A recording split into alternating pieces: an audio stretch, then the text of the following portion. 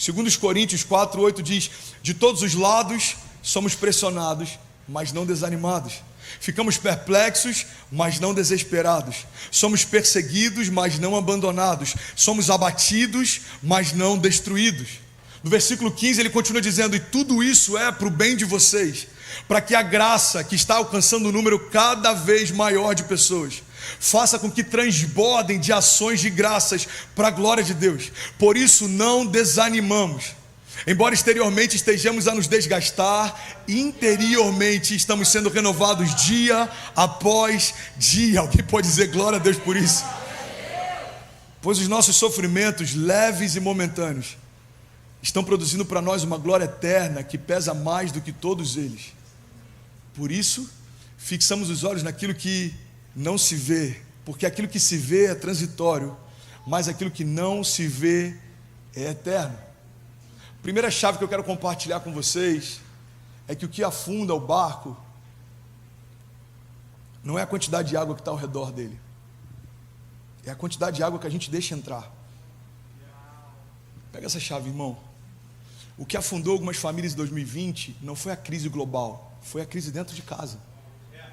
O que faliu alguns empresários não foi a economia global, foi a economia dentro de casa.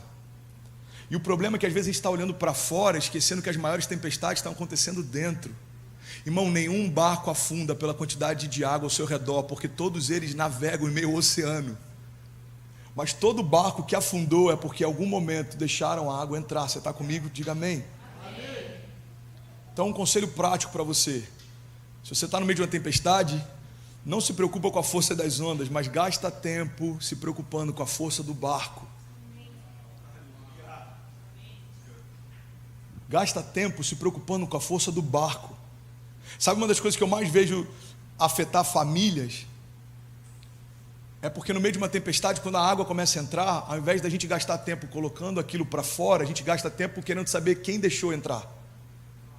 Tem muita gente que não está vivendo milagre porque ainda está buscando os culpados. O problema da minha casa, pastor, é a minha mulher. O problema da minha empresa, pastor, é o meu marido. O problema do meu ministério é o meu líder. O problema da minha jornada de fé é a economia. O problema que eu não consegui me reerguer foi o plano Collor. O problema da minha crise financeira foi o Covid. Não, irmão. Se você parar de procurar quem é o culpado pelo problema, você vai começar a viver o teu próprio milagre. Enquanto a gente ficar procurando de quem é a culpa, a gente não consegue viver o próximo milagre. Sabe, a grande verdade é que essas crises têm muito mais a ver com como você está do que como as coisas estão. Em 2020 eu vi muitos pastores entrando em depressão, muita gente pediu ajuda. E alguns perguntavam: como é que vocês estão prosperando no meio da crise? Irmão, porque o milagre não tem a ver com como as coisas estão, mas como eu estou. Jesus se levanta e acalma tempestades. Ele está ensinando um princípio prático para a gente. A paz que existia dentro dele liberou paz ao redor dele. Só tem autoridade para dominar tempestades quem consegue descansar em meio a elas, irmão. Então os discípulos estão desesperados no meio de uma tempestade e eles não conseguem cessar as ondas. Por quê? Porque se o interior deles está envolvido em desespero, o exterior deles vai ser só uma expressão disso. Irmão, o nosso exterior é a expressão daquilo que a gente carrega. A palavra diz lá em Provérbios 4:23: sobre tudo que se deve guardar, guarda o teu coração, porque dele procedem as fontes de vida. A palavra está dizendo: não importa se você anda pelo vale da sombra da morte, mal nenhum você temerá, porque Ele está contigo. Não importa se 1000 caem ao teu lado ou 10.000 à tua direita, você não será atingido. A palavra está dizendo o tempo inteiro: não tem a ver com o que te cerca, tem a ver com o que te guarda. Se Deus é por nós, irmão, quem será contra nós? Então a primeira chave que eu quero compartilhar: o que afunda o barco não é a quantidade de água que está ao redor dele, mas é a quantidade de água que você deixa entrar.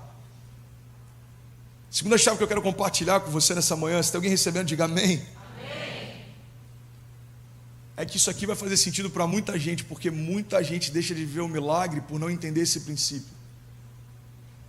Durante as tempestades, não basta ter Jesus perto, você precisa confiar nele. Irmão, olha para mim. Durante os anos de pastoreio que eu tenho, eu já conheci centenas de casais que moram juntos, dormem juntos, viajam juntos, mas um não consegue confiar mais no outro. Qual que é o problema desse casamento? Confiança. Pastor, eu não consigo acreditar mais no que ela fala. Pastor, eu não consigo acreditar mais no que ele me diz. É possível caminhar perto sem confiar. E essa mesma dinâmica que acontece dentro dos nossos relacionamentos, acontece dentro do nosso relacionamento com Deus também. Irmão, os discípulos estavam com o próprio Deus dentro do barco e ainda assim estavam com medo de afundar. Proximidade não significa revelação. Tem gente que está próximo demais a ponto de não entender com quem está caminhando. Os discípulos no caminho de Emaús estão caminhando com Jesus. Jesus está citando a palavra para eles.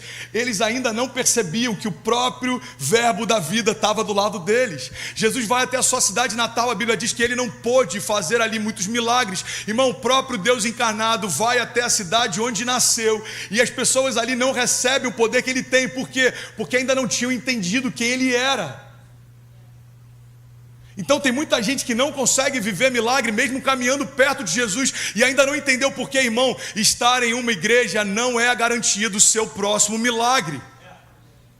Caminhar ao lado de Jesus também não. Existiam multidões que seguiam Jesus, existiam alguns discípulos que eram acompanhados por Jesus, existiam 12 apóstolos que foram selecionados por Jesus, existiam 3 que eram amigos de Jesus, existia um que ouvia as batidas do coração de Jesus. Então a questão não é se estamos próximos, a questão é se a gente confia que Ele faz o que Ele diz que pode fazer, é se a gente confia que Ele é quem Ele diz ser. Deus é aquele que cessa todas as tempestades. Todo mundo acredita nisso? Se a gente acreditasse, por que o nosso choro às vezes é mais alto do que o nosso clamor? Por que as nossas campanhas em busca de um milagre enchem mais do que os nossos cultos de ações de graças? Sabe, eu vim de uma outra igreja antes de me converter, de uma outra religião, vamos dizer assim. Algo que era muito comum era falar sobre promessas. Só que a dinâmica era um pouco diferente. Você precisa fazer uma promessa para Deus. Então eu aprendi o seguinte: olha, Deus, se você cumprir isso, eu faço aquilo.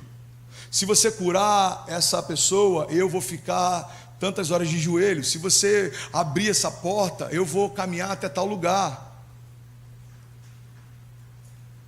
E o que não faz sentido para mim hoje é o fato de eu colocar Deus na parede e só acreditar que Ele faz depois que Ele fizer. Deus, se você fizer, eu faço. Quando na verdade a dinâmica da fé é tratar as coisas que não são como se já fossem. Ou seja, Deus, os meus olhos ainda não veem, mas porque você disse que faria, eu já celebro o meu milagre. Irmão, quem se antecipa, governa. A gente já falou sobre isso. 2021 só está começando. Você pode ser alguém que reage às crises, ou você pode ser alguém que governa sobre as crises. Desde a virada do ano eu tenho declarado: esse já é o melhor ano das nossas vidas. Nós vamos receber caravanas que virão de outras nações para experimentar o que Deus vai fazer aqui. As nossas crianças vão ser tão cheias do Espírito Santo que elas ministrarão cura sobre a nossa igreja. E tem muita gente que acha que são liberações lançadas ao vento. Irmão, existe poder em toda palavra liberada em concordância. Existe poder em toda palavra que confessa a fé que se tem.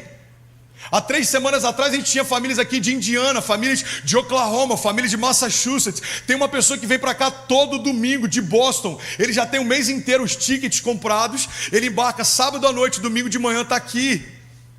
Só que um dia isso foi só uma palavra liberada, agora se torna uma realidade. O que eu quero compartilhar com você nessa manhã é que as próximas realidades que você vai viver, elas são reféns das palavras que hoje você vai liberar. Você crê nisso? Diga amém. Está fazendo sentido para alguém? Alguém está recebendo algo de Deus essa noite? Somos 8.300 pessoas conectadas agora. Uau! Você pode celebrar, irmão? Emirados Árabes, Turquia, uau! Eslovênia, Irlanda. Terceira chave que eu quero compartilhar com você é que os discípulos estavam no barco e eles estavam próximos de Jesus, mas isso não os livrou da tempestade. Olha para mim, irmão, caminhar ao lado de Jesus não é uma garantia de mar tranquilo. Se for Jesus, pode atender, fica à vontade. Fica tranquilo, já aconteceu com a gente também. Cara, eu sinto Jesus aqui essa manhã, você está comigo? Olha para cá. Estar próximo de Jesus não é uma garantia de mar tranquilo. Logo, a sua crise de hoje não significa que Deus deixou você sozinho ontem. Tem gente que fala, pastor, parece que Deus esqueceu de mim. Por quê? Porque eu estou vendo a maior crise da minha história. Não, irmão. Deus nunca garantiu um mar tranquilo para ninguém. Todo herói da fé foi marcado no meio de um problema. Abraão teve que largar toda a segurança e ir para o meio do deserto. Davi teve que enfrentar um gigante. José ficou preso durante anos até alguém se lembrar dele. E ele dorme como um preso e acorda como um governador. Jesus, irmão, pega essa chave. Jesus trabalhou por anos como carpinteiro. Jesus trabalhou por anos com martelo, com pregos e com madeira. Ninguém pegou ainda. Jesus trabalhou por anos manuseando aquilo que iria crucificá-lo. A palavra já dizia antes dele chegar: maldito é todo aquele colocado sobre um madeiro. A cruz não foi um engano, a cruz era o propósito. Jesus veio para morrer nela. Então todos os dias Jesus está trabalhando com madeira, com pregos e com martelo.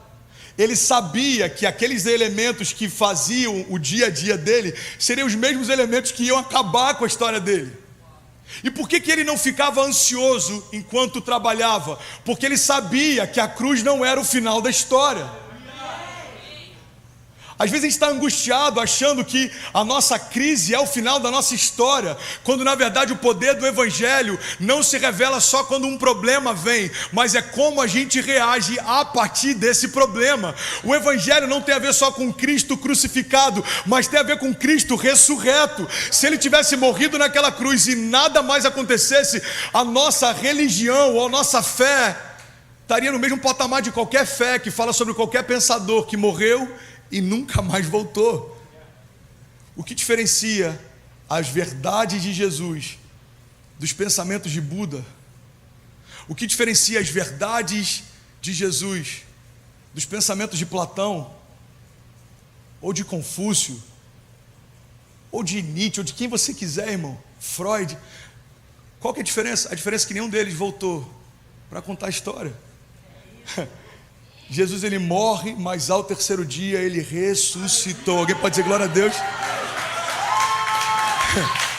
E a Bíblia diz que quando ele se apresenta para os discípulos, alguns ainda estão desconfiados. Ele fala: vem cá, pode tocar, a ferida ainda está aqui, as chagas ainda estão nas minhas mãos, o buraco ainda está na minha costela. Irmão, Jesus é um exemplo vivo de que não importa como começa a tua jornada, mas como termina ela. Talvez você está vivendo uma estação difícil. Eu vim aqui nessa manhã só te lembrar o que você já sabe, irmão. A tua história não é uma foto, a tua história é um filme.